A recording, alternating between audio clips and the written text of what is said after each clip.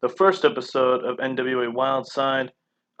We did Back to Basics last time. We did the opening pay-per-view to the relaunch of the National Wrestling Alliance, which is ironic because there's actually not going to be an alliance. It's just going to be us doing pretty much NWA my way of my thinking. So this show is the first one of NWA Wildside. It's held in front of 1,731 people at the Florida MGM Studios, so now known as Hollywood Studios. And it's a fatal four-way in a pre-show that had terrible wrestling and non-existent crowd heat. Just Incredible defeats Bobby Roode, Colt Cabana, and Fergal Devitt in 9:48 when Just Incredible pins Fergal Devitt with a That's Incredible. Just Incredible carried the match. Devitt 26, Roode 28, Cabana 27, Credible 44. Williams did good at ringside, Credible getting better at his gimmick. This match is strictly to get Credible a little bit more popularity and to just feature Devitt, Roode, and Cabana. I don't have Punk and Raven because they're finishing up their contract with TNA. So I just wanted to find something for these guys to do to get something going for them. All right, we opened the show. So if you remember Back to Basics, Jeff Hardy won the Battle Royal, so he was going to be crowned the first NWA champion of the new regime.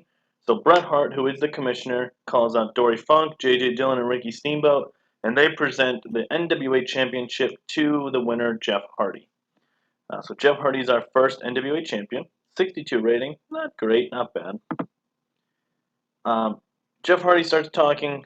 Before he even gets to say a word, Scott Hall, the formerly known as Razor Ramon, 1/3 of the original NWO, it comes out and says, "Look, man, you may have won the Battle Royal, but I'm here to take your belt. So tonight, I want to face you one-on-one and prove who really is the best wrestler in NWA." Pretty much is what he's trying to get across. Obviously, I'm not going to do Razor Ramon or Scott Hall's little thing, but that's pretty much what he's trying to get across here. He has a gimmick of cocky brute. Great. So he's over 69 rating. Main event, Scott Hall versus Jeff Hardy, non-title. So that's a solid main event for our first show. All right. And then to open the show, and about that little heat and embarrassing wrestling, Petey Williams defeats Brian Lawler in 6:47 with a Canadian Destroyer. During the match, Angel Williams distracts Brian Lawler. They don't click. Lawler at 30, Petey Williams at 26. Don't click, which is fine. Cooled the match a little bit. Angel Williams. Okay, so that's a rough spot there. Moving on to the backstage, we get Kip James. He's backstage cutting a promo saying he no longer is Mr. Ass or Badass Billy Gunn or any of those or Billy. No.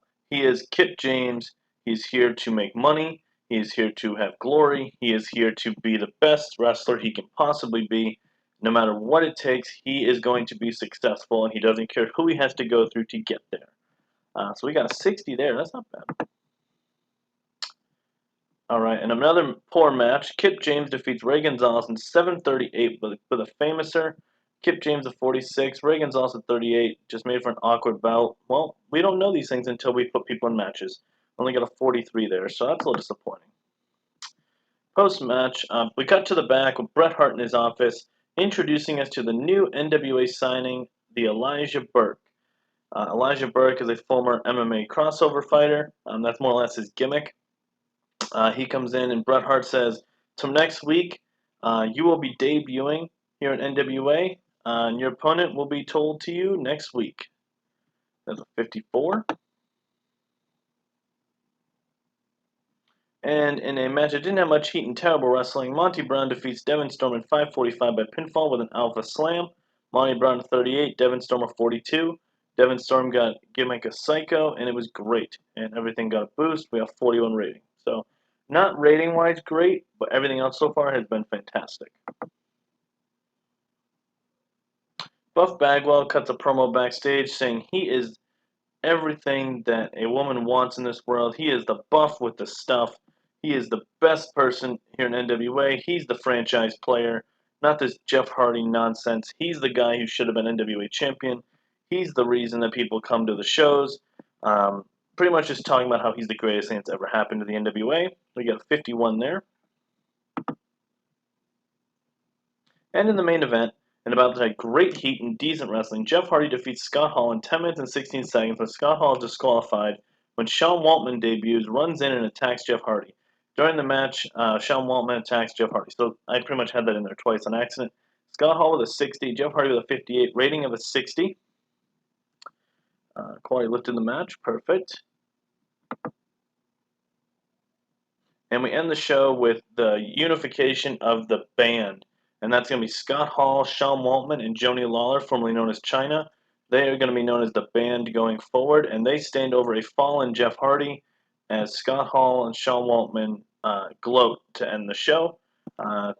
Story is advanced. Sean Waltman is getting better at his gimmick with a 66 rating. I'm going to say this show probably got us a 56.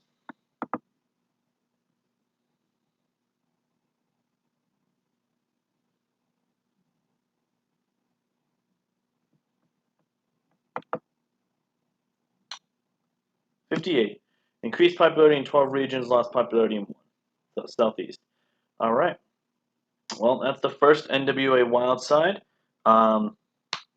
Bear with us a little bit here, as NWA 2 is coming our way fast and furious. A lot more stuff going on. You got the Elijah Burke debut. What does this mean for Jeff Hardy? Hopefully we'll have Raven and CM Punk on the next show. Just a lot of things going on as well. So hopefully look forward to that. So next episode coming your way.